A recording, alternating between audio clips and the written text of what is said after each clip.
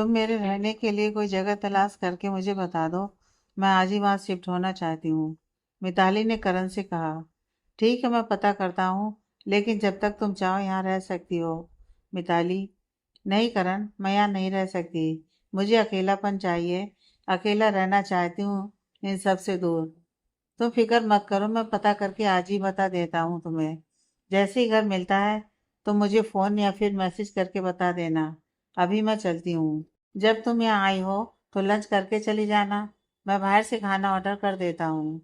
मुझे बैंक जाना है, वहाँ कुछ ज़रूरी काम है। फिर कभी साथ में लंच करेंगे, ओके। बाय। इतना बोलकर मिताली जाने लगी। तभी करण बोला। मिताली सुनो। हाँ बोलो, वह पलटकर बोली। बच्चे का ख्याल रखना, और ये जो बेकार बेकार ख्याल तुम्हारे दिमाग में चल रहे हैं, इन्हें दिमाग से बाहर निकाल फेंको। तुम्हारे और राज के झगड़े के बीच में बच्चे की कोई गलती नहीं है। वो बेकसूर है। करण की बात सुनकर मिताली खामोश रही और गहरी सांस भरकर वहां से चली गई। करण ऊपर सीलिंग की तरफ देख मन ही मन बोला, भगवान मिताली को सद्बुद्धि दे। इसमें उस बच्चे की कोई गलती नहीं है जिसे दुनिया में आने से पहले ही मिताली मारना चाहती है। बच्चे की रक्षा करना भगवान। इधर शाम गए राजदीप के फोन पर बैंक से मैसेज आया, जिसे देखकर राजदीप गुस्से में बिफरते हुए लक्ष्मी के पास आए और अपने फोन में लक्ष्मी को मैसेज दिखाते हुए बोले, तुम्हारी बेटी ने बैंक से अच्छी खासी रकम निकाली है। तुम पूछो उससे, इतने पैसे बैंक से निकालने की उसको क्या जरूरत थी। कितने पैसे निकाले हैं? मिताली ने लक्ष्मी ने किचन में काम करते हुए मसरूफ अंदाज में पूछा। 10 लाख। राजदीप के इतना बोलते ही लक्ष्मी ने गर्दन उठाकर उनकी तरफ देखा। उसे ऐसे देखते देख राजदीप बोले, इतना हैरान मत हो। मिताली से पूछो उसने इतने पैसे बैंक से क्यों निकाले। कहाँ मैं इतने पैसों की जरूरत पड़ी। मैं अभी पूछती हूँ। लक्ष्मी हाथ धोकर साड़ी के पल्लू से हाथ साफ करते हुए किचन से निकलकर बाहर आई और मिताली को फोन करने लगी। इधर एक कैफे में बैठकर खाना खा रही मिताली ने बजरा फोन उठाकर देखा। लक्ष्मी का नंबर देखते ही मिताली ने फोन कान से लगाया और खाने पर ध्यान देते हुए बोली, बोलिए क्यों फोन किया है। मिताली, तुमने बैंक से इतने सारे पैसे क्यों निकाले बेटा। माँ, मुझे पैसों की जरूरत थी, इसलिए मैंने बैंक से पैसे निकाले। बेटा, इतने पैसों की कहाँ में जरूरत है, तुम बताओ मुझे। मैं अपने रहने के लिए कोई जगह तलाश कर रही हूँ। घर का रेंट और बाकी चीज़ों में मुझे पैसों की ज़रूरत थी। राज के साथ उसके घर में रहो ना तुम। घर रेंट पर लेने की क्या ज़रूरत पड़ रही है। माँ, मैं राज के साथ उसके घर में नहीं रह सकती। तुमसे पूछ सकती हूँ क्यों? आपको और डैड को यही लगता है कि राज और मैं जानबूझकर एक दूसरे के करीब आए, लेकिन माँ ऐसा नहीं था। मैं राज के कभी इतना करीब नहीं जा सकती थी। हमारे बीच जो भी हुआ बस गलत फहमी के चलते हुआ है। लेकिन डैड को लगता है कि उनकी बेटी कैरेक्टर लेस है। ये बात बोलते हुए मिताली की आंखों से आंसू गिरने लगे, जिन्हें वह अपनी हथेली से रगड़कर साफ कर रही थी। मैं राज के साथ उसके घर में नहीं रहना चाहती, और मुझे पैसों की ज़रूरत है, इसलिए मैंने बैंक से पैसे निकाल लिए। डैड को बता दीजिएगा, रखती हूँ। इतना बोलकर मिताली ने कॉल डिस्कनेक्ट की और आंखों में आंसू लिए सामने रखा सैंडविच खाने लगी। इधर राज ऑफिस से थका हारा हुआ घर आया और लिविंग रूम में काउच पर आकर बैठ गया। उसे आता देख आरती उसके लिए पानी लेकर आई और गिलास राज की तरफ बढ़ाकर बोली, पानी पी लो। थैंक्स मॉम, उसने मुस्कुराकर कहा और आरती के हाथ से पानी का गिलास लेकर पानी पीने लगा। खाली गिलास आरती को पकड़ाकर राज उठ खड़ा हुआ और अपना ऑफिस बैग उठाते हुए बोला, मैं फ्रेश होकर आता हूँ, आप डिनर लगा दीजिए। इतना बोलकर राज वहां से चला गया और आरती परेशान होकर घड़ी में वक्त देखकर मन ही मन बोली, सुबह से यह लड़की बाहर गई हुई है, अभी तक भी नहीं आई। पता नहीं कहाँ गई होगी। मॉम, डिनर लगा दिया आपने? राज ने वहां आते हुए फोन की स्क्रीन पर ध्यान लगाए ही पूछा। लगा दिया है, तुम आकर डिनर करो। मैं मिताली को भी बुलाकर लाता हूँ, राज वापस पलटते हुए बोला। राज, मिताली घर पर नहीं है बेटा। आरती के इतना बोलते ही राज ने पलटकर उनकी तरफ देखा और घड़ी में वक्त देखते हुए बोला, मिताली घर पर नहीं है तो कहाँ गई?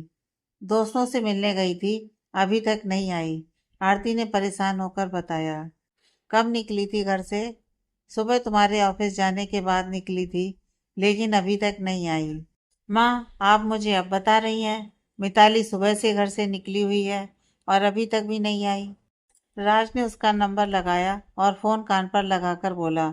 उसने कहा था दोस्तों से मिलने जा रही है। मम, आप एक बार मुझे तो फोन करके बता ही सकती थी ना। वो लड़की पागल है, कभी कभी उसका दिमाग काम नहीं करता। कुछ उल्टा सीधा कर लिया तो उसका जिम्मेदार कौन होगा? मैं उसे ढूंढ कर लेकर आता हूँ। इतना बोलकर राज मिताली को लेने चला गया। वह अपनी गाड़ी में बैठता, तभी उसे मिताली घर के अंदर आती नजर आई। राज ने सुकून की सांस ली और मिताली की तरफ अपने कदम बढ़ा दिए। वह उसके सामने आकर जैसे ही खड़ा हुआ, मिताली के कदमों को अचानक ब्रेक लग गया। उसने राज को गुस्से में अपने सामने खड़ा देखा और उसके कुछ बोलने से पहले ही बोली, गुस्से में खड़े होकर घूरो मत। आंटी को बताकर घर से गई थी और देर से आऊंगी यह भी उनको बताकर गई थी। सुबह से बाहर क्या कर रही थी? किसी काम से गई थी, मिताली वहां से जाते हुए बोली। लेकिन राज ने उसकी कलाई पकड़ ली। मिताली ने हैरानी से उसकी तरफ देखा और अपनी कलाई छुड़ाने की कोशिश करते हुए बोली, ये क्या बदतमीजी है? मिताली गुस्से में बोली। राज मिताली के करीब आया और उसकी आंखों में एकटक देखते हुए उसने अपना हाथ मिताली के पेट पर रखा। मिताली की आंखें हैरानी से बड़ी बड़ी हो गईं। उसने राज के हाथ की तरफ देखा और उसकी आंखों में देखकर 2 कदम पीछे हट गई। राज उसकी तरफ अपने कदम बढ़ाता इससे पहले ही मिताली गुस्से में उंगली दिखाकर बॉर्न करते हुए बोली, दूर रहो मुझसे, वरना अच्छा नहीं होगा तुम्हारे लिए। राज मिताली की तरफ अपना एक और कदम बढ़ाकर बोला, सुबह से कहाँ थी और मुझसे बिना पूछे क्यों गई थी? राज, पागल हो गए हो तुम? क्या कर रहे हो? मिताली अपने कदम पीछे लेते हुए बोली, कहाँ गई थी? मैं बस यही पूछ रहा हूँ। मेरे बच्चे को नुकसान पहुंचाने के बारे में तो नहीं सोच रही हो ना? उसी के लिए तुम सुबह से बाहर गई थी? बोलो, कहाँ गई थी? मैं करण से मिलने गई थी। यकीन नहीं होता उसे फोन करके पूछ सकते हो। मेरा बच्चा ठीक तो है ना? राज ने उसके करीब खड़े होकर पूछा। मिताली को राज के हाव भाव देखकर डर लग रहा था और हलक सूख गया था। वह नजरें झुकाकर खुद का डर छिपाकर बोली, बेबी ठीक है, कुछ नहीं हुआ है उसे। राज उसकी आंखों में देखकर बोला, आज के बाद तुम मुझसे बिना पूछे घर से बाहर कदम नहीं निकालोगी। अगर कहीं जाना होगा तो मैं लेकर चलूंगा। मिताली कुछ नहीं बोली। गुस्से में उसकी मुट्ठी भिज गई और आंखों में नमी जमा हो गई। वह एक जलती नजर राज पर डालकर वहां से अपनी हील की टकटक करती आवाज के साथ अंदर बढ़ गई। मिताली के पीछे ही राज अंदर आया और खाना खाने के लिए बैठते हुए बोला, मिताली, हमारे साथ बैठकर डिनर करो। भूख नहीं है मुझे, मैं वहां से जाते हुए बोली। तुम्हें भूख नहीं है, लेकिन बच्चे को तो भूख होगी ना। बैठकर डिनर करो। मिताली ने ऊपर देखकर गहरी सांस भरी और गुस्से में घूरकर बोली, मैं खाना खाकर आई हूँ, इसलिए भूख नहीं है मुझे। इतना बोलकर वह वहां से चली गई। आरती मिताली को गुस्से में जाता देख राज के साथ आकर बैठते हुए बोली, इस हालत में मिताली के लिए बाहर का खाना सही नहीं है। तुम उसे समझाओ वो बाहर का खाना ना खाए। जो भी खाने का मन होगा मुझे बता दिया करे, मैं बनाकर खिला दूंगी। मॉम, आप फिक्र मत कीजिए, मैं मिताली को समझा दूंगा। वो आज से बाहर का खाना नहीं खाएगी। राज खाना खाते हुए बोला और फिर एक प्लेट खाने की लगवाकर वह मिताली के लेकर रूम में चला गया। मिताली फ्रेश होकर काउच पर बैठी अपने पैर को सहला रही थी। हील पहनने की वजह से पैर दर्द कर रहा था और साथ ही लाल भी हो चुका था। राज ने बाहर जिस तरह से उसे छुआ, मिताली को बिल्कुल भी अच्छा नहीं लगा। उसके तन बदन में आग सी लग गई। राज से उसकी नफरत और बढ़ गई। मिताली का मन नहीं कर रहा था, वरना वह वहीं उसका खून कर देती। दरवाजे पर नॉक की वजह से वह अपनी सोचों से बाहर आई। मिताली ने टेबल पर रखा अपना फोन उठाया और पैर मोड़कर बैठते हुए बोली, दरवाजा खुला है। मिताली के इतना बोलते ही राज दरवाजा खोलकर अंदर आया। मिताली को कौच पर बैठा देखकर राज ने खाने की प्लेट टेबल पर रखी और मिताली की तरफ देखते हुए बैठकर बोला, मॉम ने तुम्हारे लिए खाना भेजा है। वह राज को पूरी तरह इग्नोर करते हुए बोली, भूख नहीं है, मैं बाहर खाना खाकर आई थी। आज और अभी से तुम 9 महीने तक बाहर की कोई भी चीज नहीं खाओगी। जो भी तुम्हें खाना है मॉम से कहो, वो बनाकर दे देंगी। अच्छा? मिताली फोन बंद कर टेबल पर रखते हुए बोली, जी। राज भी उसी के अंदाज में बोला, मैं तुम्हारी कोई गुलाम नहीं हूँ। तुम जो भी बोलोगे और मैं वो करूँगी। मेरी जो मर्जी होगी मैं वो करूँगी और बाहर का जो खाना होगा वो खाऊंगी। मुझे रोकने वाले तुम होते कौन हो? मिताली, मैं सच में तुमसे लड़ना नहीं चाहता, इसलिए जो कह रहा हूँ वो प्यार से मान लो। और अपनी इन हरकतों से बाज आ जाओ। तुम्हें मुझसे बच्चा चाहिए ना, मैं तुम्हें तुम्हारा बच्चा दे दूंगी, लेकिन मेरी जान बख्श दो। और मुझे इतना भी टॉर्चर मत करो कि मैं खुद की जान लेने के लिए मजबूर हो जाऊं। मिताली, तुम मुझे गलत समझ रही हो। मैं तुम्हें कोई टॉर्चर नहीं कर रहा हूँ, बस अपना ख्याल रखने के लिए बोल रहा हूँ।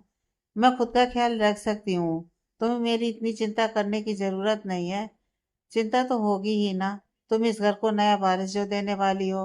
राज की बातों से इरिटेट होकर मिताली जवाई लेते हुए बोली, मुझे बहुत नींद आ रही है, सोना चाहती हूँ। राज उसके चेहरे पर थकान देखकर उठते हुए बोला, अब से तुम आराम करोगी, और हाँ, अब तुम हील भी नहीं पहनोगी।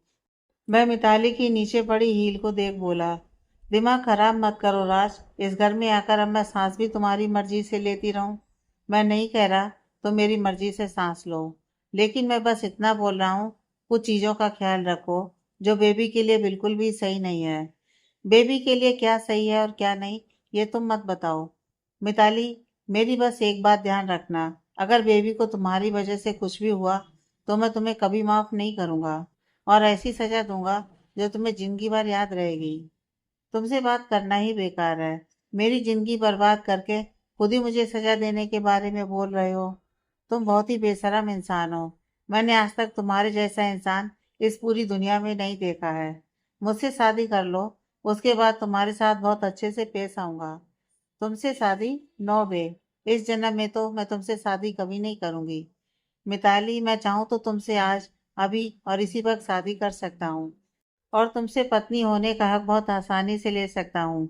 लेकिन तुम भूल गई शायद, यह हक मैंने तुमसे पहले ही ले लिया था, और अब जब चाहूँ तुमसे वापस हक ले सकता हूँ। तुम मुझे रोक नहीं पाओगी।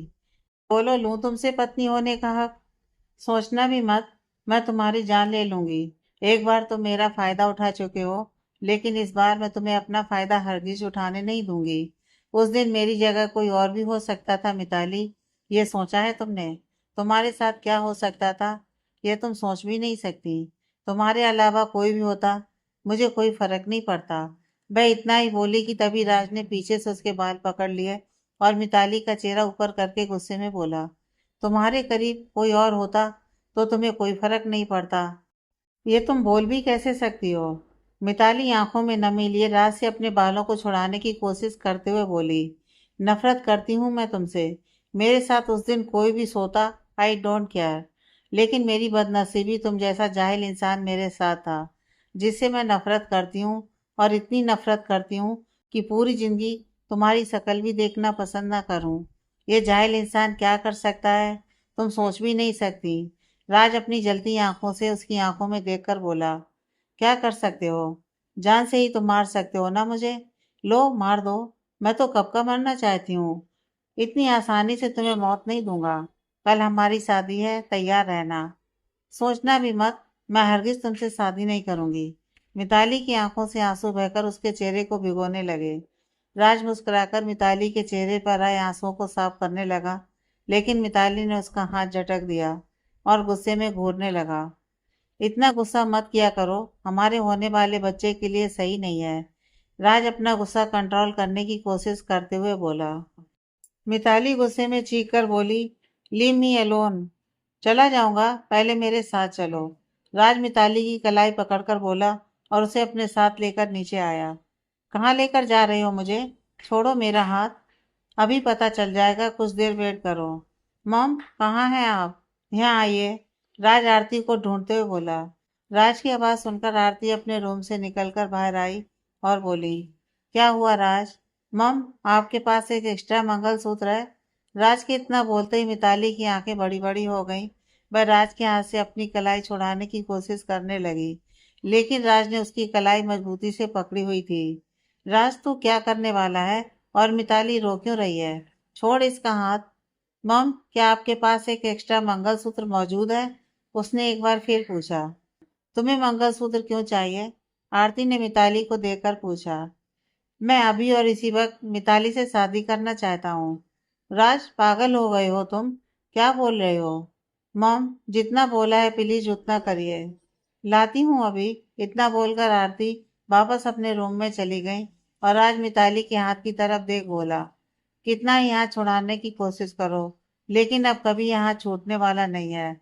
मुझे तुमसे पत्नी वाला हक चाहिए जो अभी मैं तुमसे लेने वाला हूँ। इतना बोलकर राज उसे घर के बने मंदिर में लेकर आया। राज, तुम बहुत गलत कर रहे हो। तुम मेरे साथ जबरदस्ती शादी नहीं कर सकते। अगर तुमने मुझसे शादी करने की कोशिश की तो याद रखना, मैं तुम्हें यह बच्चा कभी नहीं दूंगी। एक बार तुमसे शादी हो जाए उसके बाद तुम खुद कुछ नहीं कर सकोगी। राज ने उसकी आंखों में देखकर कहा। राज तुमसे शादी नहीं करेगा। तभी आरती गुस्से में वहां आकर बोली। राज ने हैरानी से आरती को देखकर कहा, मॉम, ये आप क्या बोल रही हैं? मिताली का हाथ छोड़ो राज। आरती ने गुस्से में घूरकर उसे देखकर कहा। मॉम, मैं मिताली से शादी करना चाहता हूँ। तुमने सुना नहीं? मैंने क्या कहा? मिताली का हाथ छोड़ो। राज ने मिताली की तरफ देखा और उसका हाथ छोड़ दिया। मिताली, तुम अपने रूम में जाओ बेटा। आरती के इतना बोलते ही मिताली को वहां से जाने का मौका मिल गया। वह फौरन तेजी से वहां से चली गई। मिताली अपने रूम में आई और आकर अंदर से दरवाजा बंद करके उसे लगकर खड़ी हो गई और आंखें बंद करके गहरी गहरी सांसें भरने लगी। थैंक गॉड, आंटी ने आकर बचा लिया, वरना आज सच में मेरी जिंदगी बर्बाद हो जाती। इससे पहले राज फिर से कोई हरकत करे, मुझे अपने रहने की कहीं और जगह तलाश करनी होगी। इस घर में मैं सेफ नहीं हूँ। राज से दूर रहना होगा मुझे। राज, तुम्हें हो क्या गया है? क्या कर रहे हो तुम? ऐसे मिताली से शादी करोगे? आरती गुस्से में बोली। मॉम, मिताली मुझसे शादी नहीं करेगी। मैं जानता हूँ उसे। उसने मना कर दिया है। वो मुझसे कभी शादी नहीं करेगी। एक बार बच्चा इस दुनिया में आ जाए उसके बाद मिताली खुद ब खुद तुमसे शादी करने के लिए तैयार हो जाएगी। तुम थोड़ा वेट तो करो। और मिताली से कैसे बात करते हो तुम? कोई ऐसे बात करता है? ऐसा करके तुम खुद मिताली के दिल में अपने लिए नफरत पैदा कर रहे हो। मम, मैं मिताली से दूर नहीं रह सकता हूँ। जानता हूँ मिताली मुझसे नफरत करती है, लेकिन मैं ये भी जानता हूँ कि मिताली इस घर से जाने में ज़्यादा वक्त नहीं लगाएगी। मिताली के दिल में अपने लिए जगह बनाओ, उसके साथ अच्छे से पेश आओ। तुम दोनों की जैसे पहले दोस्ती थी, अपनी दोस्ती को वैसा ही करने की कोशिश करो। ऐसे लड़ झगड़ कर तुम खुद मिताली को अपने आप से दूर भेज रहे हो। मॉम, मैं आपकी बात समझ रहा हूँ। मैं मिताली से बात करता हूँ और उससे जाकर माफी मांग लूंगा। राज, तुम जो भी करो सोच समझ कर करो। मिताली को ऐसे परेशान करना बंद कर दो, वरना मैं भी मिताली की साइड हो जाऊंगी। तुम उस बच्ची के साथ सही नहीं कर रहे हो। आज की तुम्हारी हरकत की वजह से अब मिताली इस घर में रहना भी नहीं चाहेगी। मॉम, वो यहाँ से नहीं जा सकती। क्यों नहीं जा सकती? मिताली को पूरा हक है वो यहाँ रहना चाहती है या नहीं, और इसमें तुम और मैं कुछ नहीं कर सकते। मैं मिताली को यहाँ से जाने नहीं दूंगा। मिताली यहाँ से ना जाए उसके लिए ही मैं उससे शादी करना चाहता था। ऐसे जबरदस्ती शादी का रिश्ता नहीं बनता। अगर बन भी जाता है ज्यादा दिन टिकता नहीं है, एक दिन टूट जाता है। राज, मम, आप ही बताइए मैं क्या करूं? राज सर पकड़कर बैठते हुए बोला। मिताली जो करना चाहती है तुम उसे करने दो। इस घर में उसे रहना है या नहीं यह उसका फैसला है। तुम उसे जबरदस्ती बांध कर नहीं रख सकते। उसे अभी जाने के लिए बोल दूं तो वह पागल लड़की सुबह होने का भी इंतजार नहीं करेगी, अभी इसी वक्त चली जाएगी। डरता हूँ कहीं उसे खो ना दूं। दूर रहकर भी तुम मिताली का ख्याल रख सकते हो, लेकिन उसे ऐसे बांध कर मत रखो। उसे लौटना होगा तुम्हारे पास, एक न एक दिन लौट आएगी। हाँ, उसने धीरे से गर्दन हिलाकर कहा और उठकर चला गया। इधर मिताली ने दरवाजे का लॉक अच्छे से चेक किया और सुकून की सांस लेते हुए बोली, मुश्किल से बची हूँ, लेकिन अगली बार बच जाऊं ऐसा मुमकिन भी तो नहीं है। मुझे यहाँ से जाना होगा। राज को एक और मौका मिले इससे पहले मुझे यहाँ से जाना होगा। इतना बोलकर मिताली अपना बैग पैक करने लगी। कुछ देर बाद उसने लेटते हुए करण का नंबर मिलाया और फोन कान से लगा लिया। उधर से उसके कॉल पिक करते ही मिताली बोली, करण, रहने के लिए घर मिला तुम्हें? हाँ, एक घर के लिए बात तो हुई है, लेकिन वो लोग रेंट के ज्यादा पैसे मांग रहे हैं। किस जगह घर मिला है? यहाँ से ज्यादा दूर नहीं है, गाड़ी से जाने में 1 घंटे का वक्त लगता है। ओके, कल तुम मुझे वहां लेकर चलना। अगर घर पसंद आया तो मैं कल ही शिफ्ट हो जाऊंगी। तुम कल मुझसे आकर मिलो, हम घर देखने चलेंगे। अगर पसंद आया तो तुम वहां शिफ्ट हो जाना। मैं सुबह ही तुमसे मिलने आऊंगी। ओके, मैं इंतजार करूंगा। इधर लक्ष्मी ने 2 दिन बाद उस आदमी को फोन किया जिसे मुक्ति को मारने की उसने सुपारी दी थी। काम हुआ है या नहीं? अभी तक, लक्ष्मी ने ठंडेपन से उससे पूछा। मैडम, अभी मैं किसी और काम में बिजी था। 2 दिन का और वक्त दे दीजिए, उसके बाद मैं आपका काम कर दूंगा। कोई ज़रूरत नहीं है अब मेरा काम करने की। मैडम मैं कहीं और बिजी था। मैं 2 दिन बाद आपका काम कर दूंगा। मुझे अब तुम्हें किसी भी काम की सुपारी नहीं देनी है। मेरा फैसला बदल गया है। ठीक है मैडम, जैसी आपकी मर्जी हो। लेकिन अगर आगे कोई और काम हो तो बताइएगा ज़रूर। ओके। इतना बोलकर लक्ष्मी ने कॉल डिस्कनेक्ट की और मिताली के बारे में सोचने लगी। मिताली की हंसती खेलती जिंदगी को पता नहीं किसकी नज़र लगी है। इतनी कम उम्र में उसके साथ इतना सब हो गया है। मैं राजदीप से बात करके मिताली को वापस बुला लूंगी। उसे हमेशा अपने पास रखूंगी। मेरी बच्ची ने कुछ नहीं किया है। जो भी हुआ है वो बस एक गलत फहमी की वजह से हुआ है। बच्चों ने जानबूझकर कुछ नहीं किया है। जिसकी सजा राजदीप मेरी बच्ची को दे रहे हैं। मुझे राजदीप से बात करनी होगी और मिताली को वापस घर बुलाना होगा। आरती के समझाने से कुछ कुछ बातें राज की समझ में आ चुकी थी। उसने मिताली के साथ गलत किया था। मिताली को हर्ट करने का राज ने एक भी मौका नहीं छोड़ा था। अपने किए पर वह शर्मिंदा था। मिताली से माफी मांगना तो चाहता था, लेकिन इस वक्त कैसे उसके सामने जाए उसकी हिम्मत ही नहीं हो रही थी। मिताली इतनी आसानी से उसे माफ भी करने वाली नहीं थी। ये बात राज जानता था। इस वक्त अगर वह मिताली से बात करने गया तो उसके साथ और झगड़ा हो जाएगा और झगड़ा किस हद तक बढ़ जाएगा ये वह भी जानता था। राज ने ऊपर सीलिंग की तरफ देखकर गहरी सांस भरी और खिड़की से बाहर देखते हुए मिताली के बारे में सोचने लगा। इधर मार्कशात जब से अलीगढ़ से आया था तब से बहुत खुश था, लेकिन कहीं ना कहीं उदास भी था। उसे मुक्ति के साथ और वक्त गुजारना था। उन दोनों की शादी जैसे भी हुई थी, मार्कशार्ट उससे बहुत खुश था। उसने मुक्ति को चाहा था अपनी जिंदगी में शामिल करना, लेकिन मुक्ति इतनी जल्दी उसकी जिंदगी में शामिल हो जाएगी यह नहीं सोचा था मार्कशार्ट ने। अब जब भी उसका मन करता किसी भी वक्त वह मुक्ति से बात कर सकता था। उससे अपने दिल की बात कहना अब मार्कशात के लिए मुश्किल नहीं था, क्योंकि मुक्ति उसके दिल का हाल पहले ही जानती थी। मार्कशात ऑफिस से घर आया और संगीता को ढूंढते हुए किचन में ही चला आया। संगीता मार्कशात को किचन में देखकर मुस्कुराकर बोली, ऑफिस से घर कब आया मेरा बेटा? मॉम मैं बस अभी अभी आया हूँ। आपसे कहना था आप मेरा कुछ ज़रूरी सामान पैक कर दीजिए। कहीं जा रहे हो? जी मॉम, एक मीटिंग के लिए जा रहा हूँ।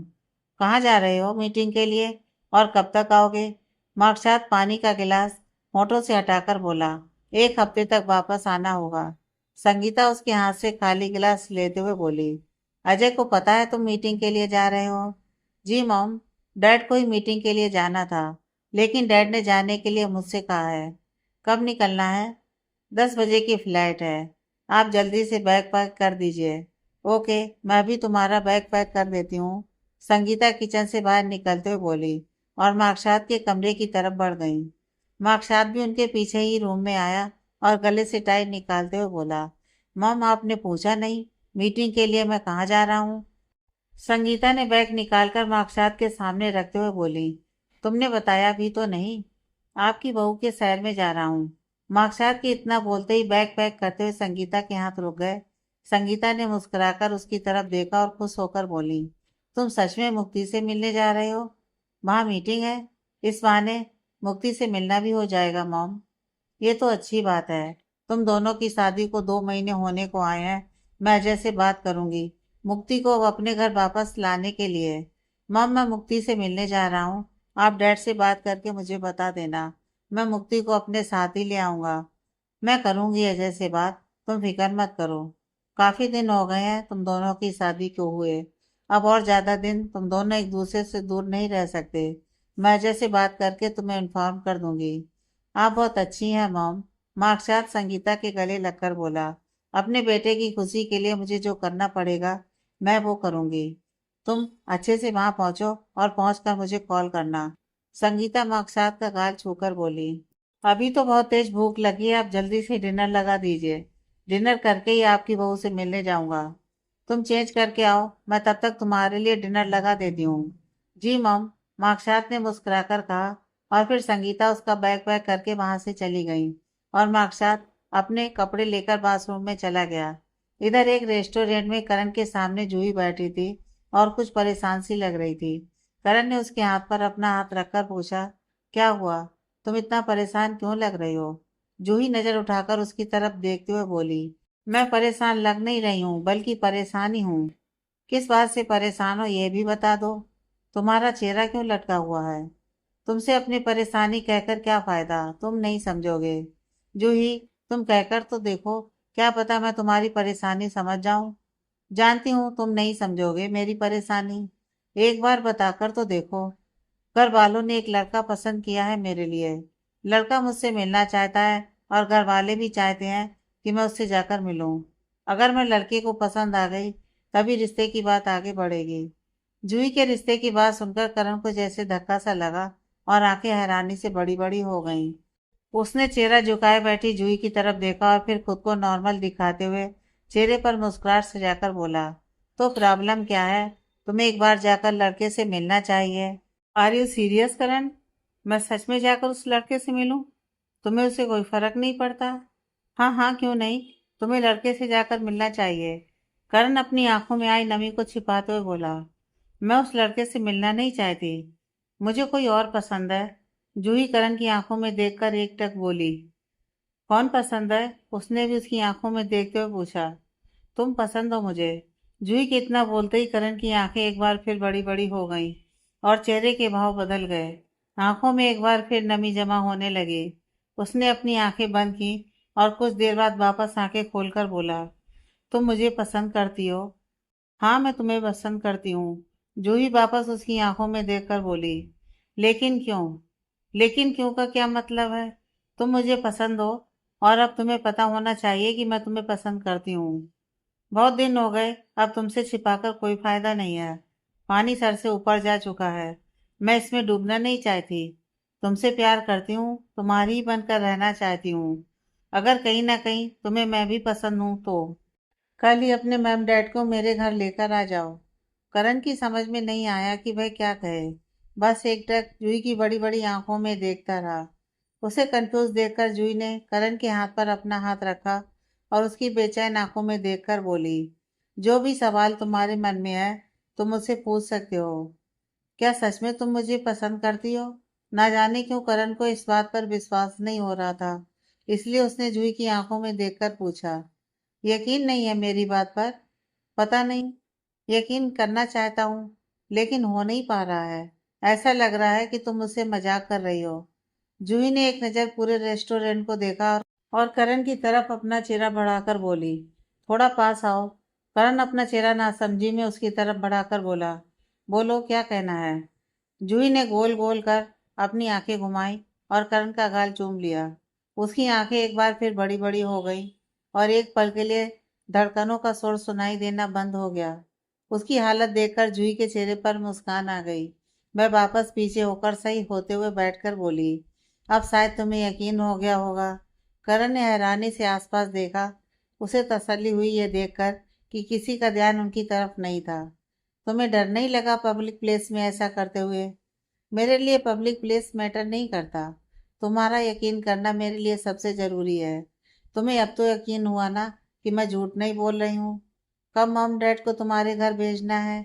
करण के इतना बोलते ही जूही के चेहरे पर बड़ी सी मुस्कुराहट आ गई और वो खुश होकर बोली, मैं आज घर जाकर सबको तुम्हारे बारे में बता देती हूँ। उसके बाद तुम्हें इन्फॉर्म कर दूंगी। तुम अंकल आंटी को मेरे घर लेकर आ जाना। ओके? इतना बोलकर करण मनी मन भगवान का शुक्रिया अदा करते हुए बोला। उसे यकीन नहीं हो रहा था कि जूही खुद आकर उससे अपने प्यार का इजहार करेगी। कितनी आसानी से उसने करण से अपने प्यार का इजहार कर दिया और कहाँ उसे यह सब सोचते हुए महीनों से भी ज्यादा हो गया था। लेकिन कभी उसकी हिम्मत ही नहीं हुई कि वह सामने से जाकर जूही से अपने प्यार का इजहार कर सके। आज वह घर से ही सोच कर आया था कि जूही से अपने प्यार का इजहार करेगा, लेकिन उसे अपने सामने देखते ही उसकी हवा गोल हो गई और उसके प्यार का इजहार करने से पहले ही जूही ने अपने मन की बात उसके सामने रख दी। हर कोई उसकी तरह डरपोक नहीं होता। जिसे जो करना होता है झट से कर जाता है। क्या हुआ? क्या सोचने लगे? जूही ने उसे किसी सोच में गुम बैठे देखा तो पूछा, जो बोलने के लिए मैं महीनों से हिम्मत कर रहा था, आज तुमने वो एक पल में बोल दिया। तुम क्या बोलने की कोशिश कर रहे थे, बताओ मुझे भी। जूही ने खुश होकर पूछा। तुम मुझे भी पसंद हो। मैं भी तुमसे प्यार करता हूँ और काफी वक्त से बोलना चाहता था, लेकिन कभी हिम्मत ही नहीं हुई तुमसे अपने दिल की बात कह सकूं। और आज तुमने बहुत ही आसानी से मुझसे अपने दिल की बात बोल दी। जूही अपनी बड़ी बड़ी आंखों को गोल गोल घुमाते हुए बोली, तो तुम कहना चाहते हो कि मुझे नहीं बोलनी चाहिए थी अपने दिल की बात तुम्हें? मैंने ऐसा नहीं बोला। तो कैसा बोला, एक्सप्लेन करो। तुम में इतनी हिम्मत कहाँ से आती है? यही बोल रहा हूँ। खुद ब खुद हिम्मत आ जाती है। अंकल आंटी को मेरे घर लेकर आओगे तो बता देना। अगर नहीं आना होगा तो भी बता देना। मैं फिर उसी लड़के से जाकर मुलाकात कर लूंगी जिसे घर वालों ने मेरे लिए पसंद किया है। पागल जैसी बातें मत करो। मैंने कहा है ना, मैं अपने पेरेंट्स से बात करूंगा और उन्हें तुम्हारे घर लेकर आऊंगा। तुम भी अपने घर में सबको मना लेना। मेरे घर में सब मेरी बात मानते हैं और सुनते हैं। तुम मेरे घर वालों की फिक्र मत करो। वहां से सब होके समझो। करण ने मिताली के हाथ पर अपना हाथ रखा और उसकी आंखों में देखकर बोला, तुम नहीं जानती मैं आज कितना खुश हूँ। फाइनली तुम मेरे साथ हो जूही। मैं तो हमेशा से ही तुम्हारे साथ थी, लेकिन तुमने ही कभी मुझ पर ध्यान नहीं दिया। मुझे छोड़कर सब तरफ तुम्हारा ध्यान था। जूही, मेरा ध्यान हमेशा से तुम पर ही था, लेकिन कभी कभी मुझे ऐसा लगता था कि तुम सैम में इन्वॉल्व हो, इसलिए कभी हिम्मत ही नहीं हुई। तुम्हें ऐसा क्यों लगा करण? उसने हैरानी से पूछा। तुम दोनों को साथ देखकर हमेशा ऐसा ही लगता था। जैसे तुम और राज मेरे दोस्त हो, वैसे ही सैम भी मेरा दोस्त है। और वैसे ही सैम किसी और लड़की के साथ है। उससे प्यार करता है सैम। हम दोनों की बॉन्डिंग अच्छी है, इसलिए तुम्हें ऐसा लग रहा होगा। मेरा यह वहम जल्दी ही मिताली ने दूर कर दिया था। तुम सैम को पसंद नहीं करती और ना ही किसी और के साथ हो। इसका मतलब तुम्हें पहले से ही सब कुछ पता था? सब कुछ नहीं, बस यही पता था। लेकिन आज सच में मैं बहुत ज्यादा खुश हूँ। तुम्हारी शक्ल से दिख रहा है कि तुम कितना खुश हो। जूही हंसते हुए बोली। करण भी उसकी बात पर मुस्कुरा दिया। राज मिताली से बात करना चाहता था और अपनी गलती के लिए उससे माफी मांगना चाहता था, लेकिन मिताली गेट अंदर से लॉक किए बैठी थी। राज उससे गेट खोलने के लिए बोल रहा था, लेकिन मिताली गेट खोलने के लिए तैयार ही नहीं थी। मिताली, मुझे तुमसे कुछ बात करनी है। Please open the door. मैं दरवाजा नहीं खोलूंगी। तुम बहुत बुरे इंसान हो। नफरत करती हूँ मैं तुमसे। जाओ यहाँ से। मुझे तुमसे कोई भी बात नहीं करनी है। दफा हो जाओ यहाँ से। मिताली अंदर से ही चीखी। मैं तुमसे लड़ने नहीं आया हूँ, बात करने आया हूँ। तुमसे बात करनी है, माफी मांगनी है। दरवाजा खोलो। राज एक बार फिर दरवाजे पर दस्तक देते हुए बोला। मिताली ने इरिटेट होकर दरवाजा खोला और दरवाजे पर खड़ी होकर गुस्से में राज को घूर कर बोली, क्या प्रॉब्लम है तुम्हारी? क्यों परेशान कर रहे हो? समझ नहीं आ रहा मैंने क्या कहा है? मुझे तुमसे कोई बात नहीं करनी है। मिताली, मैं अपने किए पर बहुत शर्मिंदा हूँ। मुझे तुम्हारे साथ ऐसा नहीं करना चाहिए था, लेकिन यकीन मानो मैं अब ऐसी कोई हरकत नहीं करूँगा जिससे तुम्हें कोई प्रॉब्लम हो। जिस बात से तुम हर्ट हो, मैं ऐसा कुछ नहीं करूँगा। प्लीज इस बार माफ कर दो। राज, तुम्हारी कोई भी गलती मेरी नज़र में माफ़ी के लायक नहीं है, और मेरा दिल इतना बड़ा भी नहीं है कि मैं तुम्हें माफ कर दूँ। इसलिए अपनी बकवास और फालतू की सॉरी अपने पास रखो और मुझे बख्श दो। वह राज के सामने हाथ जोड़कर बोली, मिताली, मैं सच में तुमसे सॉरी हूँ। प्लीज मुझे माफ कर दो और मेरी सफाई में मुझे कहने के लिए मौका दो। किस सफाई का मौका दूं तुम्हें? मेरी जिंदगी बर्बाद कर दी, इस चीज की सफाई मांग रहे हो? मेरी इज्जत के साथ खिलवाड़ किया, इस चीज की सफाई का मौका दूं? या फिर मेरे साथ जबरदस्ती शादी करने की कोशिश की, इस चीज की सफाई का मौका दूं? बोलो, किस चीज की सफाई का मौका दूं? मिताली, अपने किए पर मैं बहुत शर्मिंदा हूँ। पूरी जिंदगी तुम ऐसे ही शर्मिंदा रहो, यही ख्वाहिश है मेरी। नफरत करती हूँ मैं तुम्हें। I hate you. इतना बोलकर मिताली ने जोर से दरवाजा बंद कर दिया। राज चेहरा झुकाए दरवाजे पर ही काफी देर तक खड़ा रहा। उसकी आंखों में नमी थी। मिताली उससे इतनी नफरत करती है, इस एहसास ने राज की आंखों को भिगो दिया। उसने भारी मन से बंद दरवाजे को देखा और वहां से भरी आंखों के साथ चला गया। इधर दरवाजे से लगकर खड़ी मिताली गहरी गहरी सांस भर रही थी। आंखें बंद किए वह खड़ी मुस्कुरा रही थी। कहीं ना कहीं उसे सुकून महसूस हो रहा था। राज को उसकी गलती का एहसास है और वह उससे माफी मांगने के लिए आया। बस कुछ घंटे बाद, उसके बाद वह इस घर से चली जाएगी और कोशिश करेगी अब दोबारा कभी लौटकर यहाँ वापस ना आए। इधर राज अपने रूम में आया और बेड पर पैर लटकाकर बैठ गया। वह चेहरा झुकाए बैठा मिताली के बारे में ही सोच रहा था। मिताली एक वक्त में उसकी दोस्त थी। पिछले कुछ महीनों से उनकी दोस्ती में अच्छी खासी दरार आ गई थी और हालत बदतर हो गए थे। मिताली ने राज से अपनी दोस्ती खत्म कर ली थी और उससे दूर रहना चाहती थी, लेकिन वहीं राज के लिए यह बहुत ही मुश्किल था। वह मिताली से अपनी ना तो दोस्ती खत्म कर सकता था और ना ही उससे दूर रह सकता था। मिताली के प्रेग्नेंट होने की खबर सुनकर राज बहुत खुश था। जानता था कि अब मिताली को उसके पास आना ही होगा। राज अब उससे एक पल भी दूर नहीं रह सकता था। इसलिए जिस दिन मिताली के प्रेग्नेंट होने की खबर मिली, वह उसी वक्त मिताली के घर चला गया और मिताली को अपने साथ अपने घर ले आया। मिताली को मनाना जरूरी था। अब वह इस घर और राज से दूर जाने में एक पल भी नहीं लगाएगी। और यहाँ से कहाँ जाएगी, राज के लिए पता लगाना बहुत मुश्किल हो जाएगा। मिताली भले ही उसे माफ करे ना करे, लेकिन जब तक मिताली उसे माफ नहीं करेगी, तब तक राज उससे माफी मांगता रहेगा और उसे इस घर में रोकने की कोशिश करेगा। इधर मार्कशात बहुत खुश था। फाइनली शादी के 2 महीनों बाद वह मुक्ति के शहर आ गया था। अजय ने पहले ही उसके लिए होटल में रूम बुक करवा दिया था। मार्कशात का सुजाता के घर रहना अजय को अच्छा नहीं लगा, इसलिए उन्होंने होटल में ही उसके लिए रूम बुक करवा दिया था। मार्कशात एयरपोर्ट से सीधा होटल आया। रूम में सामान रखकर वह फ्रेश होकर सीधा मुक्ति को सरप्राइज देने उससे मिलने चला गया। होटल से सुजाता का घर ज़्यादा दूर नहीं था। सुजाता के घर जाने में मुश्किल से 20 मिनट लगते थे। राज ने टैक्सी मार्केट में रुकवाई और मुक्ति के लिए कुछ गिफ्ट लेने चला गया। मार्कशात को समझ में नहीं आया कि मुक्ति के लिए वह क्या गिफ्ट ले, इसलिए उसने एक फूलों का बुके बनवाया और ढेर सारी चॉकलेट लेकर वह मुक्ति से मिलने निकल पड़ा। मुक्ति सुबह सवेरे ही चाय बनाकर सुजाता के पास लेकर आई और उनको चाय का कप थमाते हुए बोली, मौसी, हमें आपसे कुछ बात करनी थी। सुजाता का फोटो से हटाकर बोली, हाँ बोलो बेटा, क्या बात करनी है। हम आज कुछ देर के लिए हवेली जाना चाहते हैं। हवेली क्यों जाना है आपको? वहाँ हमारा कुछ ज़रूरी सामान है, वही लाना चाहते हैं। आजकल हवेली के हालात कुछ ठीक नहीं है। हमें लगता है आपको वहाँ नहीं जाना चाहिए। कुछ दिन रुककर आप हवेली जाना। मौसी, क्या बात है? हवेली में सब ठीक तो है ना? उसने फिक्रमंदी होकर पूछा। हवेली में सब ठीक है, मिताली को छोड़कर। क्या हुआ है मिताली को, बताइए हमें। मिताली ठीक तो है ना? मुक्ति ने परेशान होकर पूछा। उसकी बेचैनी देख सुजाता ने चाय का कप टेबल पर रखा और उसे बताने लगी, मिताली और हवेली के बारे में, जिसे सुनकर मुक्ति के होश उड़े जा रहे थे और उसे धक्का लग रहा था कि इतना कुछ हो गया और आपने हमें कुछ भी बताना जरूरी नहीं समझा। हवेली के हालातों के बारे में हमें कल रात ही पता चला है और आज ही हमने आपको भी बता दिया है। हम सोच भी नहीं सकते मिताली ऐसा कुछ भी कर सकती है। वो ऐसी लड़की नहीं है। जरूर कुछ गलत हुआ है उसके साथ। मुक्ति परेशान होकर बोली।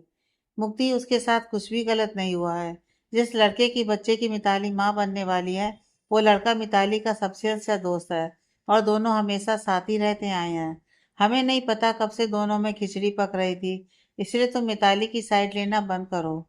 जो भी हुआ है वो उन दोनों की मर्जी से ही हुआ होगा। मौसी, कोई गलत फहमी भी तो हो सकती है। गलत फहमी की कोई गुंजाइश ही नहीं है।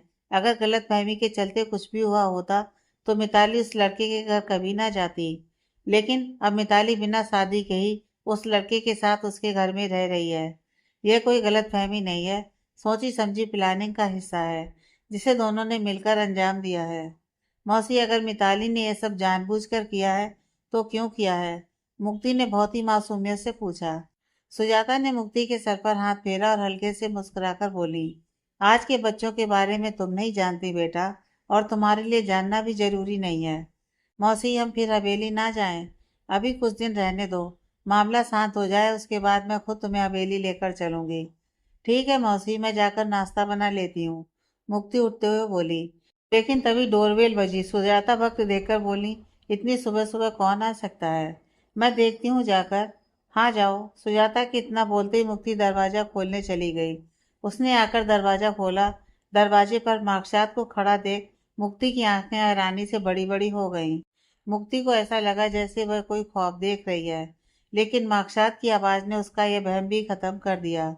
कैसी हैं मैडम आप? मार्कशात उसकी तरफ बुके बढ़ाकर बोला। आप यहाँ? मार्कशात ने मुस्कुराकर पूछा, कैसा लगा मेरा सरप्राइज? आप इतनी सुबह सुबह यहाँ कैसे? मुक्ति अपनी खुशी छिपाते हुए बोली, आपको सरप्राइज देना चाहता था। पसंद नहीं आया मेरा सरप्राइज? हम थोड़ा शौक हैं, आप ऐसे अचानक बिना बताए आए। समझ नहीं आ रहा है कि कैसे रिएक्ट करें। माय स्वीट हार्ट, आपकी याद आ रही थी, इसलिए मिलने चला आया। अगर आपको मेरा यहाँ आना अच्छा नहीं लगा तो मैं अभी वापस चला जाता हूँ। मार्कशार्ट पलटते हुए बोला, रुकिए, आप ऐसे वापस नहीं जा सकते। मुक्ति ने उसे रोकते हुए फौरन कहा। मार्कशार्ट के चेहरे पर मुस्कुराहट आ गई। वह मुक्ति की तरफ पलटा और खुश होकर उसकी तरफ बुके बढ़ाकर बोला, आपके लिए लेकर आया था। मुक्ति ने मुस्कुराकर मार्कशार्ट के हाथ से बुके ले लिया। और एक गिफ्ट है आपके लिए। एक मिनट, इतना बोलकर राज ने दरवाजे के पास रखा एक हैम्पर उठाया और मुक्ति को देते हुए बोला, समझ नहीं आया आपके लिए क्या लूं, इसलिए ये ले आया। इसकी कोई ज़रूरत नहीं थी। आप कोर्स ज़रूरत थी। शादी के बाद से पहली बार आपसे मिलने आया हूँ। ऐसे खाली हाथ आना अच्छा नहीं लगा। मौसी आपको देखकर बहुत खुश होंगी। अंदर आइए। आप मुझे यहाँ देखकर खुश नहीं है? मार्कसात के इतना बोलते ही मुक्ति ने मुस्कुराकर चेहरा झुका लिया है। बोलिए मुक्ति, आप मुझे यहाँ देखकर खुश नहीं है? हम भी खुश हैं, उसने शर्माकर कहा और अंदर बढ़ गई। मार्कसात भी मुस्कुराकर उसके पीछे अंदर आ गया। मुक्ति ने बुके टेबल पर रखा और मार्कसात की तरफ देख बोली, आप बैठिए, हम मौसी को बताकर आते हैं। इतना बोलकर मुक्ति सुजाता को बताने चली गई और मार्कसात मुस्कुराते हुए काउच पर बैठकर उनके आने का इंतजार करने लगा। इतनी सुबह सुबह उसे वहां देखकर मुक्ति शौक होगी। मार्कसात ने कुछ ऐसा ही सोचा था और वह मुक्ति को सरप्राइज देने में कामयाब भी हुआ। मुक्ति सुजाता को बुलाकर ले आई और खुद जाकर मार्कसात के लिए पानी लेकर आई। उसने पानी का गिलास मार्कसात की तरफ बढ़ाया और मुस्कुराकर बोली, पानी। मार्कसात ने मुस्कुराकर पानी का गिलास उठाया और होठों से लगा लिया। आंटी कहाँ है? अभी तक नहीं आई। मार्कसात गिलास मुक्ति की तरफ बढ़ाकर बोला, मौसी तैयार होकर आ रही हैं, मैं आपके लिए चाय लाती हूँ। ओके, उसने मुस्कुराकर कहा। मुक्ति खाली गिलास लेकर किचन में वापस चली गई और मार्कसात अपने फोन में देखने लगा। मार्कसात बेटा, तुम अचानक यहाँ कैसे? सुजाता ने मुस्कुराकर उसके पास आकर पूछा। मार्कसात चेहरे पर मुस्कुराहट लिए उठकर खड़ा हुआ और झुककर सुजाता के पैर छुए। सुजाता उसके सर पर हाथ रखकर बोली, खुश रहिए बेटा, आओ बैठो। जी आंटी, इतना बोलकर मार्कसात काउच पर बैठ गया। उसके सामने सुजाता बैठ गई और मुस्कुराकर बोली, आप आने वाले थे, फोन करके खबर कर देते बेटा। आंटी, पहले डैडी यहाँ आने वाले थे, लेकिन ऐन वक्त पर उनका प्लान बदल गया और डैड ने मुझे आने के लिए कहा। बताने का वक्त ही नहीं मिला। अब आए हो तो कुछ दिन रुक कर जाना। इस शहर में कुछ इम्पोर्टेंट मीटिंग है जिन्हें अटेंड करना ज़रूरी है। यहाँ आया था, सोचा आप लोगों से भी मिलता चलूँ। कब तक यहाँ रहने वाले हो? एक हफ्ता तो यहीं हूँ आंटी, उसके बाद वापस घर चला जाऊँगा। एक हफ्ते तक तुम यहीं रहो, इस घर को अपना ही घर समझो बेटा। सॉरी आंटी, मैं यहाँ नहीं रह सकता। होटल में मेरा रूम बुक है। होटल में रूम बुक है? कोई बात नहीं, आप यहीं इस घर में रहो। जब तक यहाँ हो आपको होटल में रहने की ज़रूरत नहीं है। और रूम बुक है, उनको कैंसिल करवा दो। आंटी, समझने की कोशिश करिए, मेरी मीटिंग देर रात चलती है और मुझे यहाँ रहना अच्छा भी नहीं लग रहा है। मैं होटल में ही ठीक हूँ, लेकिन जब भी मेरा मन यहाँ आने का करेगा मैं आ जाया करूँगा। चलिए, जैसा आपको ठीक लगे, लेकिन जब तक आप यहाँ हैं हर रोज़ डिनर या लंच हमारे साथ करना होगा। ओके आंटी, मार्कसात ने मुस्कुराकर कहा। अजय ने हमें बताया नहीं आप आने वाले हैं। मैं फ़ोन पर उनकी खबर लेती हूँ। आप बैठिए, मैं नाश्ता देख कर आती हूँ कि कितनी देर में रेडी होता है। सुजाता उठते हुए बोली और किचन में चली गई। मार्कसात को सुजाता और अपने डैड की दोस्ती में नोकझोंक देखकर बहुत मजा आता था, इसलिए वह सुजाता की बात सुनकर मुस्कुराए बिना रह ना सका। राज ऑफिस चला गया था और आरती मार्केट से कुछ जरूरी सामान लेने गई हुई थी। मिताली ने एक टैक्सी बुक की और अपना बैग रूम से निकालकर नीचे ले आई। लॉन्ज में सफाई कर रहे नौकर की तरफ देख मिताली बोली, सुनो। सफाई कर रहे सर्वेंट को मिताली की आवाज़ जैसे ही सुनाई दी, वह फौरन मिताली के पास आया और सर झुकाकर बोला, जी मैडम, यह बैग बाहर ले जाकर रख दो। ओके मैडम, इतना बोलकर सर्वेंट ने बैग उठा लिया और बाहर लेकर आ गया। मिताली भी उसके पीछे ही बाहर आई। कुछ देर बाद टैक्सी आ गई और मिताली उसमें बैठकर चली गई। टैक्सी में बैठकर मिताली ने राज के नंबर पर एक मैसेज छोड़ दिया और करण की बताई जगह पर जाने के लिए निकल गई। इधर ऑफिस में मीटिंग के चलते राज मिताली का मैसेज देख नहीं पाया। 2 घंटे की मीटिंग के बाद उसने जैसे ही अपना फोन उठाकर देखा, मिताली का मैसेज देख राज की भौहें चढ़ गईं। उसने मैसेज खोलकर देखा। उसमें लिखा था, तुम्हारे घर से दूर जा रही हूँ। जानती हूँ तुम मुझे बहुत ही आसानी से ढूंढ लोगे, लेकिन ढूंढने की कोशिश मत करना। मैं कुछ दिन सुकून से रहना चाहती हूँ। जब लगेगा वापस आ जाना चाहिए, मैं वापस आ जाऊंगी। मैसेज पढ़कर राज ने फोन वापस टेबल पर रख दिया और कुर्सी से सिर टिकाकर आंखें बंद करके बैठ गया और गहरी गहरी सांसें भरने लगा। मिताली करण की बताई जगह पर पहुंच चुकी थी। करण पहले ही वहां उसका इंतजार कर रहा था। उसे आता देख करण खुद उसकी तरफ बढ़ गया और मिताली का बैग लेते हुए बोला, तुम्हें अभी अपना सामान लाने की जरूरत नहीं थी। हम पहले घर को अच्छे से देख लेते हैं। अगर घर पसंद आया तो ही तुम यहाँ रह सकती हो। चलो देखते हैं। मिताली करण के साथ घर की तरफ बढ़ते हुए बोली। इस इलाके में कोई भी घर एक दूसरे के आसपास नहीं था। दूर दूर घर बने हुए थे। मिताली को यह इलाका देखकर ही पसंद आ गया था। करण ने घर के ऑनर से फोन पर बात की और उनके आने का इंतजार करने लगा। और फिर कुछ देर बाद आदमी उनके पास आया और घर का लॉक खोलते हुए बोला, मैं गारंटी के साथ कह सकता हूँ यह घर आपको पसंद आएगा। यह तो अंदर जाकर घर को देखकर ही पता चलेगा घर हमें पसंद आया है या नहीं। जैसा घर मिताली ने सोचा था, ये घर बिल्कुल वैसा ही था। घर का रेंट मिताली को ज़्यादा लग रहा था, लेकिन उसे यहाँ सुकून से रहना था और उसके लिए ज़्यादा रेंट मायने नहीं रखता था।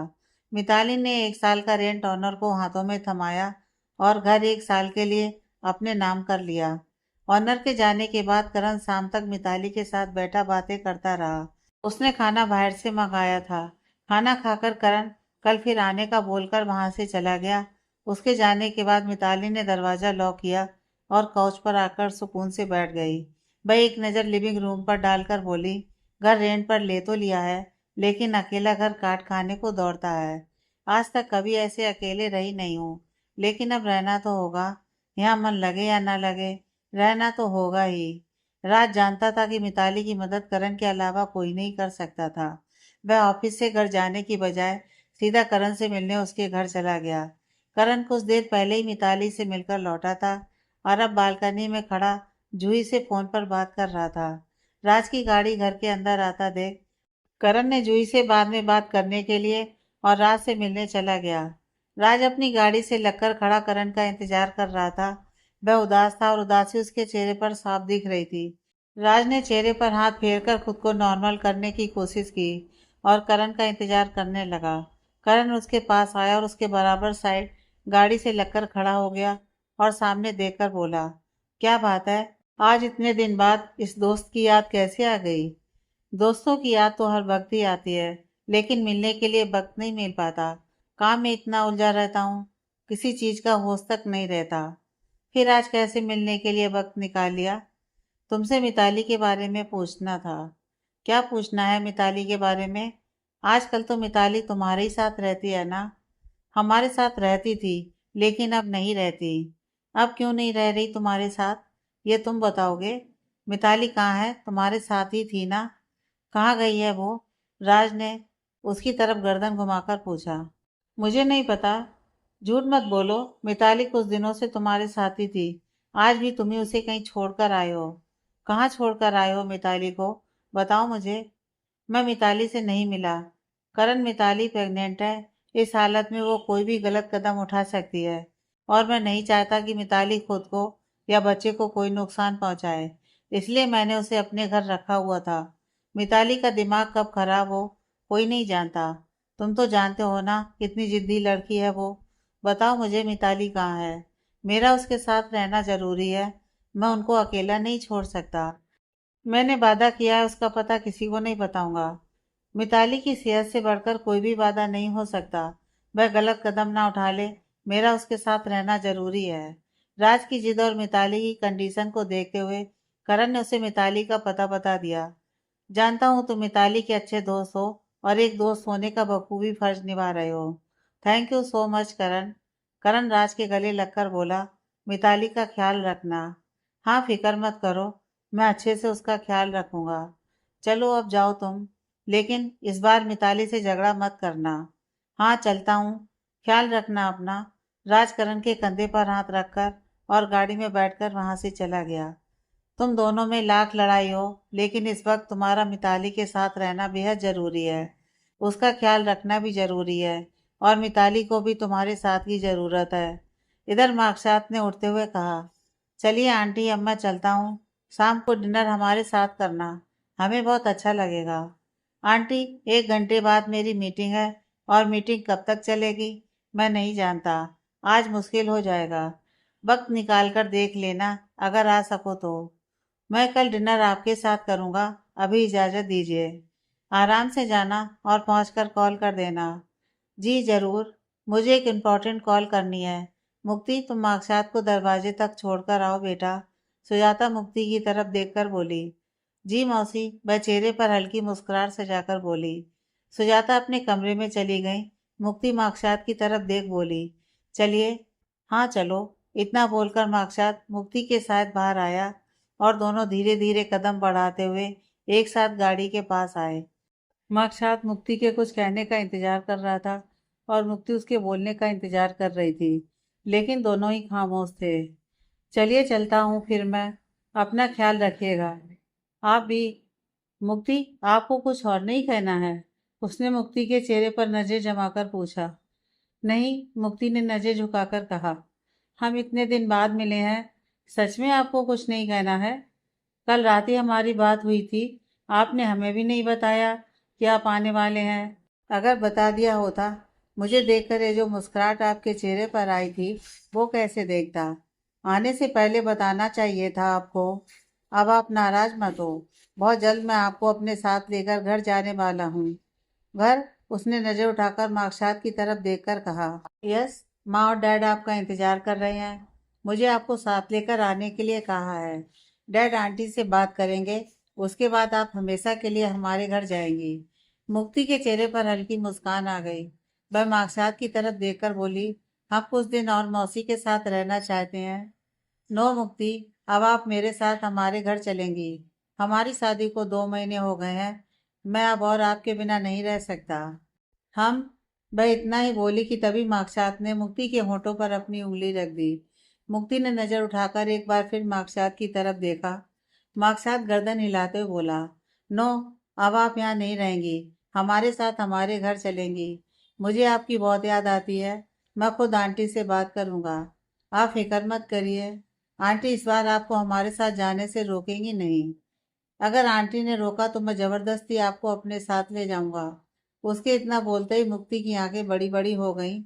अब आप ऐसे देखें नहीं, मैं किसी और को जबरदस्ती ले जाने की बात नहीं कर रहा, अपनी बीवी को ले जाने की बात कर रहा हूँ। तैयार रहिएगा अपने घर जाने के लिए। हाँ, मुक्ति ने धीरे से गर्दन हिलाई। मार्कसात ने मुस्कुराकर उसके होठों से अपनी उंगली हटाई, और मुक्ति के चेहरे पर आ रहे बालों को कान के पीछे करने लगा। मार्कसात की छुअन से मुक्ति की आंखें बंद हो गईं, और दिल एक बार फिर जोर जोर से धड़कने लगा। मार्कसात ने मुक्ति के माथे पर अपने होंठ रखे, और उससे दूर होकर बोला, चलता हूँ, कल वापस आपसे मुलाकात होगी। मुक्ति ने अपनी बंद आंखें खोली, और मार्कसात के चेहरे पर नजर जमाकर बोली, अपना ख्याल रखिएगा। आप भी ख्याल रखना अपना। चलता हूँ, बाय। मुक्ति ने हाथ हिलाकर मार्कसात को बाय कहा, और फिर चेहरे पर मुस्कुराहट लिए वह वहां से चला गया। मुक्ति वहीं खड़ी मार्कसात के बारे में सोचते हुए मुस्कुरा दी, और अंदर आ गई। यह मुलाकात उन दोनों के लिए बहुत ही खूबसूरत मुलाकात थी। मार्कसात मुक्ति से मिलकर खुश था। वह यहाँ मुक्ति के लिए ही तो आया था, और अब उससे कुछ बातें ही करके मार्कसात अंदर ही अंदर बहुत खुश था। और अब उसके चेहरे पर मुस्कुराहट सजी हुई थी। कल मुक्ति से मिलने का वादा करके मार्कसात होटल जाने के लिए निकल गया। इधर मुक्ति भी बहुत खुश थी, और उसकी यह खुशी उसके चेहरे पर देखी जा सकती थी। सुजाता बाहर आई और मुक्ति को मुस्कुराकर काम करते देख बोली, आज कोई बहुत खुश नजर आ रहा है। मुक्ति ने फौरन चेहरे की मुस्कान छिपा ली, और सीरियस होकर सुजाता की तरफ देख नजर चुराकर बोली, मौसी, हम रोज ही खुश नजर आते हैं।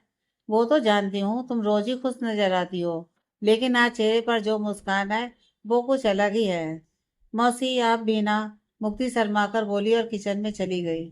सुजाता मुक्ति को शर्माते देख खिलखिलाकर हंस पड़ी, और हंसते हुए किचन में आकर बोली, अजय का फोन आया था। क्या कहा अंकल ने? मार्कशात के साथ तुम्हें आने के लिए कहा है।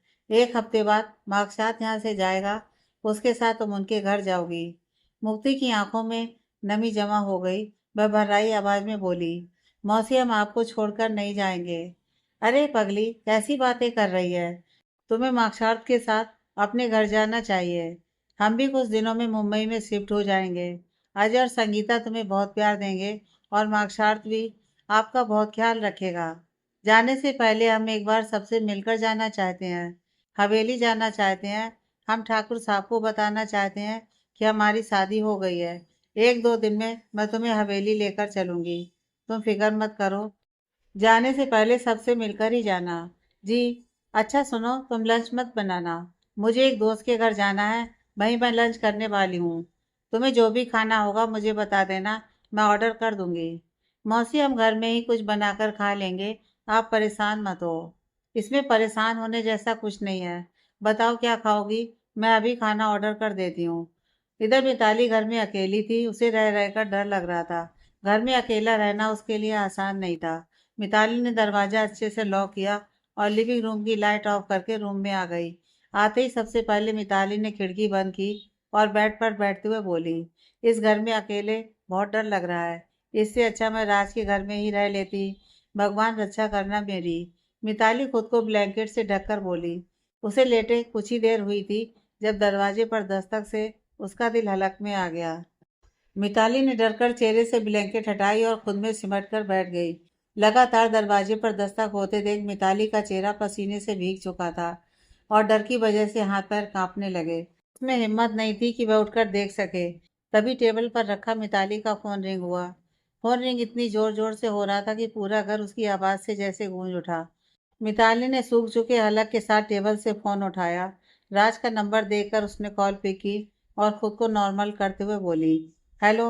इधर दरवाजे पर एक बार फिर दस्तक देते हुए राज बोला, पागल लड़की, कब से बेल बजा रहा हूँ, दरवाजा क्यों नहीं खोल रही हो? हम मैं अभी दरवाजा खोलती हूँ। राज की आवाज़ सुनकर मिताली का डर एक पल में गायब हो गया और उसने आकर बिना सोचे समझे दरवाजा खोल दिया। राज दरवाजा खुलता देख ऊपर देखकर बोला, थैंक गॉड तुमने दरवाजा खोल दिया। मुझे लगा तुम दरवाजा खोलोगी ही नहीं। मिताली दरवाजे से हटते हुए बोली, इतनी रात में यहाँ क्या कर रहे हो? राज अंदर आया और टेबल पर लाकर खाना का डिब्बा रखकर बैठते हुए बोला, तुम भी तो यहाँ रह रही हो। राज, तुम्हें यहाँ नहीं आना चाहिए था। जहाँ जहाँ तुम जाओगी राज वहाँ वहाँ आएगा। मिताली दरवाजा बंद करके उसके सामने हाथ बांधकर खड़ी होकर बोली, मैं तुमसे और लड़ना नहीं चाहती। चले जाओ यहाँ से। मॉम ने तुम्हारे लिए खाना भेजा है। इससे पहले ठंडा हो जाए, साथ बैठकर डिनर करते हैं। मैंने भी सुबह से कुछ नहीं खाया है। मुझे नहीं खाना है खाना, वापस ले जाओ। वह चेहरा दूसरी तरफ फेर कर बोली। राज ने गहरी सांस भरी और शर्ट की आस्तीन फोल्ड करके उठते हुए इधर उधर नजरें दौड़ाकर किचन देखते हुए किचन की तरफ बढ़ गया। कुछ देर बाद राज 2 प्लेट लेकर किचन से बाहर आया और प्लेट टेबल पर रखकर वापस किचन में चला आया। इस बार उसके हाथ में 2 गिलास और पानी का जग था। राज ने टेबल पर गिलास रखे और डिब्बे से खाना प्लेट में निकालने लगा। एक प्लेट वह मिताली की तरफ सरकाते हुए बोला, बैठकर खाना खाओ, ठंडा हो जाएगा। मुझे भूख नहीं है। मॉम ने बहुत प्यार से तुम्हारे लिए खाना बनाकर भेजा है। खाना वेस्ट नहीं करना चाहिए। अच्छे बच्चों की तरह बैठकर खाना खाओ। मिताली मुंह बनाकर खामोश खड़ी रही। राज ने एक नज़र उसकी तरफ देखा और अपनी प्लेट से खाना खाने लगा। मिताली से खाना खाते देख अजीब अजीब से मुंह बना रही थी। भूख तो उसे भी लगी थी, लेकिन राज का लाया खाना वह खाना नहीं चाहती थी। राज ने मुस्कुराकर उसकी तरफ देखा और वापस खाना खाने लगा। मिताली से रहा नहीं गया। दोपहर में ही उसने खाना खाया था और अब उसे भी भूख लग रही थी और फिर वह भी खाना खाने बैठ गई और गर्दन झुकाकर खाना खाने लगी। राज गर्दन झुकाई बैठा मुस्कुरा दिया और खामोशी से खाना खाता रहा। राज खाना खाकर प्लेट लेकर उठ खड़ा हुआ और खाली प्लेट किचन में लेकर चला गया। वह सिंक में प्लेट धो रहा था। मिताली अपनी प्लेट लेकर आते हुए बोली, मैं खुद धो देती, तुम्हें प्लेट धोने की जरूरत नहीं थी। ये काम इतना भी बड़ा नहीं है जो मैं ना कर सकूं। राज ने अपनी प्लेट धोकर रखी और मिताली के हाथ से प्लेट लेकर धोने लगा। आगे की कहानी नेक्स्ट पार्ट में।